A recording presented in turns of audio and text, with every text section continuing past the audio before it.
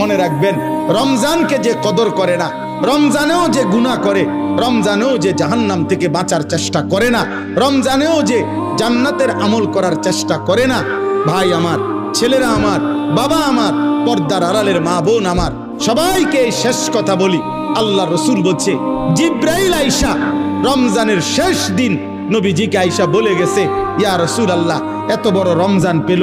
ইফতার, সাহারি, তারাবি, এতেকাফ, শবে কদর, প্রতি ঘন্টা মিনিটে এত মাফ নেওয়ার সুযোগ থাকার পরেও যেই নাফরমান জাহান্নাম থেকে বাঁচার চেষ্টা করে নাই, গুনাহ থেকে আল্লাহর কাছে মাফ নেয় নাই, জান্নাতের জরুর আশা পূর্ণ করতে পারে নাই, আমল করতে পারে নাই, খোদার কসম নবীজি বলছে, জিব্রাইল আইসা বলছে, ইয়া রাসূলুল্লাহ, এমন নাফরমানের উপরে আল্লাহর লানত, আল্লাহর লানত, লানত, লানত। নবী বলছে আমিন।